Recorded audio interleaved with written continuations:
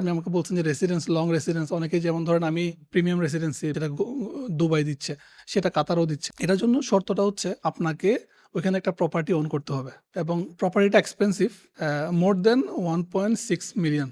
আমি জানি এটা অনেক বেশি না বা অনেক কমও না, বাট যারা হচ্ছে ইউএসএ ইউকে থাকে, আমার অনেকগুলো ক্লায়েন্ট আছে যারা এটা ওন করছেন। আমি এটার বিজনেস করি না, আমার ক্লায়েন্ট বলতে মূলত হচ্ছে আমার যারা আমার কাছ থেকে কনসালটেন্সি নেয়, কোচিং সার্ভিস নেয় কেরিয়ার এবং হচ্ছে কি লিঙ্কডিনের জন্য, তারা অনেকে ইন্টারেস্ট করছে এবং অনেকে এটা নিয়েছে। সেই কারণে আমি আপনাকে এটা ইনফরমেশনটা বলতেছি। এটা কেন? কারণ হচ্ছে অনেকেই তাদের কিডসদেরকে একটা এনভায়রনমেন্ট দিতে চায় যে এনভায়রনমেন্টটা ইসলাম ফ্রেন্ডলি। তারা তাদের সন্তানদেরকে এমন একটা জায়গায় রাখতে চায় যেখানে হচ্ছে কি ওকে এনভায়রনমেন্ট ক্রিয়েট করতে হবে না ইসলাম বোঝার জন্য, যেটা হচ্ছে অটোমেটিক্যালি সে আজান শুনতে পারবে, অটোমেটিক্যালি মসজিদে চলে যাবে। আমি আমার বউ বাচ্চাকে নিয়ে যদি আমি শপিং এ যাই, খেলতে যাই, পার্কে যাই, অথবা হচ্ছে কি বিচে যাই, যেখানে প্রত্যেকটা জায়গায় মসজিদের ব্যবস্থা আছে, প্রত্যেকটা জায়গায় নামাজের ব্যবস্থা আছে মহিলা এবং পুরুষদের জন্য, যেটা আপনাকে ক্রিয়েট করতে হবে না এনভায়রনমেন্টটা। It's there, you just have to enjoy.